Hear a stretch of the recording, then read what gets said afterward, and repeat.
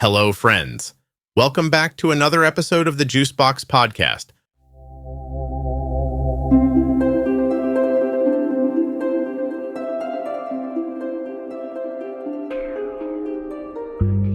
The voice you're hearing isn't me, but an AI-generated voice designed to sound just like me. In a moment, we'll dive into a detailed look at why the TSA swabs, insulin pumps, CGMs, and even your hands at airport security, and what it means for travelers with diabetes. Please don't forget that nothing you hear on the Juicebox Podcast should be considered advice, medical, or otherwise. Always consult a physician before making any changes to your healthcare plan. Today's episode is ad-free, but links to the advertisers are in the show notes of your podcast player and on juiceboxpodcast.com. All right, guys, it's actually me now. Don't freak out. I'm not handing the podcast over to the machines or anything. I'm doing some work behind the scenes so that we can offer things like Bold Beginnings and the Pro Tip series in other languages. For instance, Spanish, which I don't speak. So first step is to see how you guys like this in English, get some feedback, and then we're going to move on to Spanish. And hopefully this technology will allow me to offer, again, things like Bold Beginnings, the Pro Tip series, and other management stuff in other languages. So what you're about to hear is an article that's on juiceboxpodcast.com, read by an AI-generated voice that's supposed to sound like me. Why TSA swabs insulin pumps and hands, a detailed look. Traveling with diabetes means packing more than your average carry-on. Insulin pumps, continuous glucose monitors, CGMs, syringes, infusion sets, and cooling packs are all essential. But at airport security, they can also attract extra scrutiny. One common part of this scrutiny is swabbing, which the TSA conducts on insulin pumps, hands, and diabetes-related carry-ons. If you've ever wondered why, here's the full story. Why TSA swabs medical devices like insulin pumps. TSA uses a method called explosive trace detection, ETD, to screen passengers and their belongings for microscopic traces of explosives. It's fast, non-invasive, and highly sensitive. What is ETD? ETD involves wiping a surface, like your hands or pump, with a cloth swab. The swab is inserted into a machine that uses ion mobility spectrometry or mass spectrometry to analyze particles for traces of explosives like TNT, RDX, PETN, and others. TSA agents are trained to perform this screening when a passenger opts out of other screening methods or when an item appears suspicious on X-ray.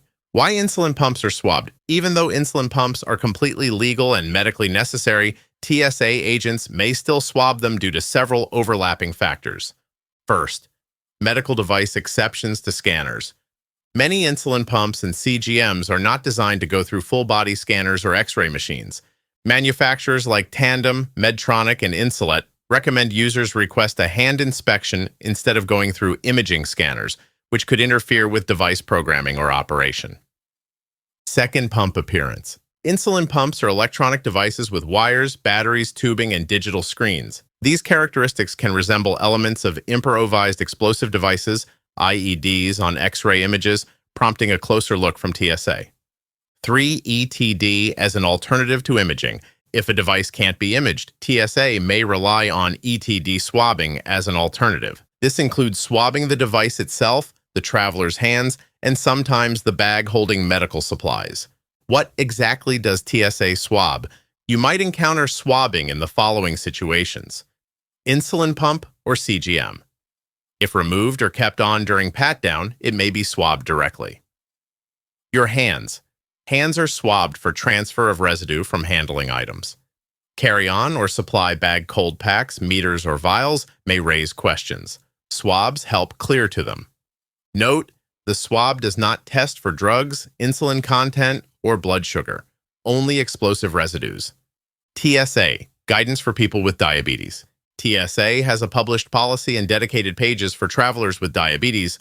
You are allowed to bring insulin in any form, including pens, vials, cartridges, insulin pumps, and CGMs, even if they are attached to your body. Syringes, pen needles, and infusion sets, glucagon and glucose tabs, cooling packs, even if partially frozen. All of these must be allowed through screening, but they may be subject to inspection. How to smooth the process. Notify the TSA agent as soon as screening begins. Tell them, I use an insulin pump and prefer not to go through the body scanner. Ask for a pat-down and hand screening if necessary.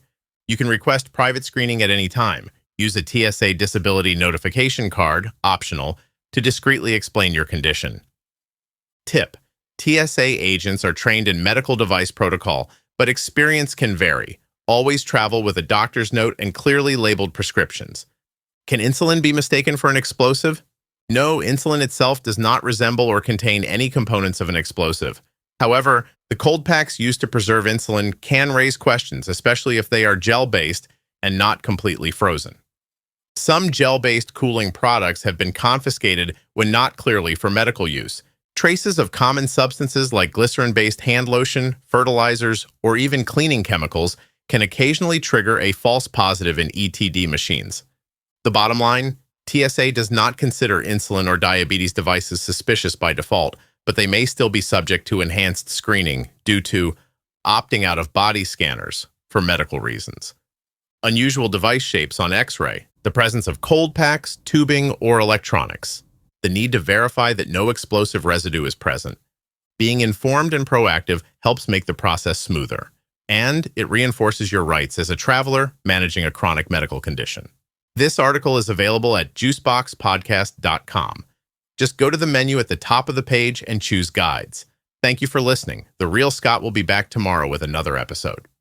All right, guys, thanks for listening. If you'd like to offer feedback, head over to the private Facebook group or the Circle group and let me know what you think.